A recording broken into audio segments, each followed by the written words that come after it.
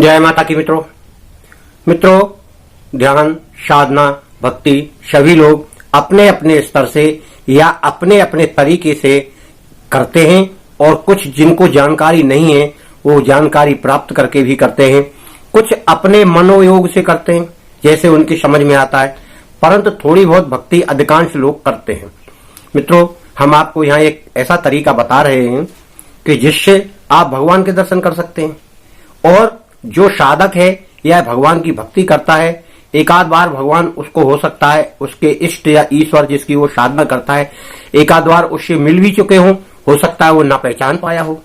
तो मित्रों, कभी कभी ऐसा होता भी है कि ईश्वर दर्शन दे जाते हैं और आपसे मिलकर चले जाते हैं, क्योंकि प्रभु अपने भक्त से मिलकर बड़े प्रसन्न होते हैं और कभी कभी अलग रूप में आकर वो अपने भक्त को देखने आते हैं कि ये थोड़ा हिलडुल तो नहीं रहा, विचलित तो नहीं हो रहा अपने मार्ग से।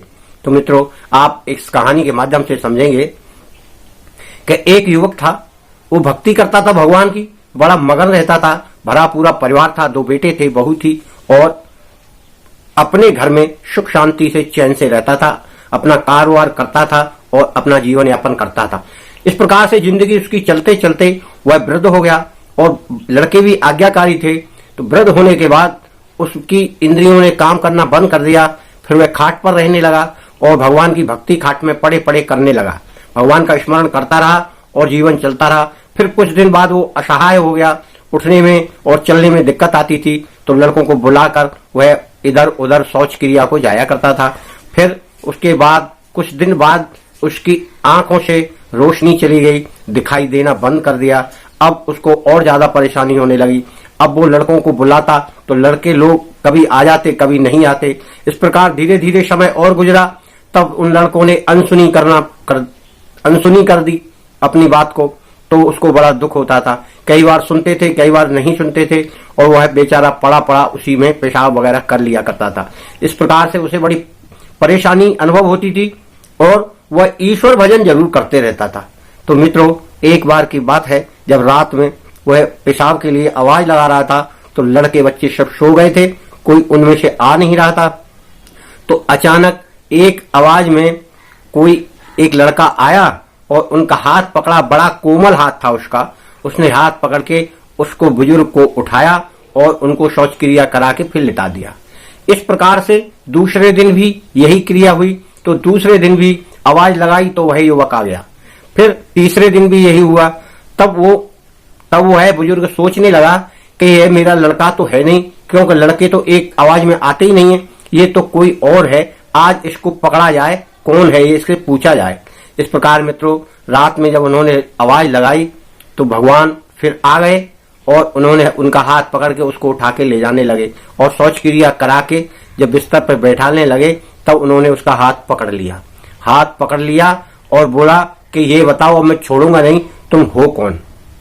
तब एकदम कमरे में प्रकाश होता है और प्रकाश होकर उस बुजुर्ग की आंखों से जो दिखाई नहीं देता है उसे दिखाई देने लगता है और भगवान के दर्शन होते हैं और कहते हैं कि मैं हूं आपका पूजने वाला, या आप जिसकी साधना करते हैं मैं वही हूं, आप मेरे दर्शन कर लो, देख लो।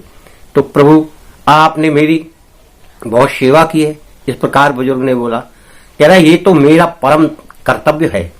यदि कोई मेरा भक्त दुखी हो तो मैं उसकी कुशल पूछने के लिए स्वयं आता हूं और उसकी रक्षा भी करता हूं। इस प्रकार से आपकी मैं रक्षा कर रहा हूं और आपके प्रारब्ध हैं, आप उन्हें झेल रहे हैं। तो वह बुजुर्ग बोला, प्रभु इससे अच्छा है आप मुझे मुक्ति दे दो। प्रभु ने कहा, मुक्ति इस तरह नहीं मिलती है, प्रारब्ध के किए हुए कर्मों को आप भोगोगे तभी तो आप जीवन मुक्त हो पाओगे। प्रभु, आपके दर्शन से मेरे प्रारब्ध समाप्त नहीं हुए, मेरे दर्शन से प्रारब्ध के समाप्त हो जाते हैं, परंतु फिर अगले जन्म में जाकर भोगना पड़ेंगे। इस प्रकार से आप इस प्रारब्ध को भोगो, उसके बाद आप मुक्ति पाओ, जिससे अगले जन्म का कोई प्रारब्ध बाकी न रह जाए। ये प्रकृति है, ये प्रारब्ध को भोग कर ही छोड़ती है। ये सभी के साथ होता है, आप अकेले नहीं है। हर प्राणी को अपने अपने प्रारब्ध को भोगना पड़ता है। पहले प्रारब्ध बनता है, फिर प्राणी का जन्म होता है। इस प्रकार से भगवान से प्रार्थना करते करते उसके आंखों में आंसू आने लगे और गदगद होकर बोला, प्रभु आपकी कृपा अपार है, आपको कोई नहीं जान सकता। प्रभु मैं आपकी शरण में हूं, मेरा उद्धार करो। उन्होंने प्रभु ने कहा एव मस्तु, यानी ऐसा ही हो। इस प्रकार से मित्रों उसने साधना की। हम आप जो साधना करते हैं उस साधना में स्वभाव से ही कुछ स्वार्थ रहता है या कभी कभी हम उकता जाते हैं, इसलिए हमारी साधना अधूरी रहती है। मन लगाकर प्रभु में कभी हमने ध्यान नहीं लगाया, मन नहीं लगाया। एकांतवास में भी प्रभु का ध्यान करना चाहिए। और अलग बात है जब हम दिखाने के लिए करते हैं, मगर हमें दिखाने के लिए पूजा पाठ ध्यान साधना नहीं करना चाहिए। हमें अपने मन में महसूस करना चाहिए कि मैं ईश्वर के कितने निकट हूं, तभी आपको भक्ति और साधना मिल पाएगी। मित्रों इस तरह बहुत लोग करते हैं पूजा पाठ, परंतु कुछ दिखावे के लिए भी करते हैं। उस दिखाने वाले लोगों में ज्यादा ना तो साधना रहती है और ना ज्यादा शक्ति रहती है। वो केवल लोगों को यह दिखाना चाहते हैं कि मैं साधक हूं, साधना करता हूं। मित्रों हमें किसी को दिखाने के लिए साधना नहीं करना है, हमें एकांतवास में किसी को बताना भी नहीं है। और अपने घर में एकांत में सुबह शाम चुपचाप साधना करें और आनंद का अनुभव करें और प्रभु को अपने इतने नजदीक महसूस करें कि जितना आप हो सके, क्योंकि प्रभु आत्मा में जिस समय पहुंच जाएंगे उस समय आपको सर्व आनंद होंगे और आपको किसी प्रकार का कोई कष्ट नहीं होगा। तो मित्रों मैं आपसे यही निवेदन करता हूं कि आपकी साधना सफल हो। जय मां गायत्री।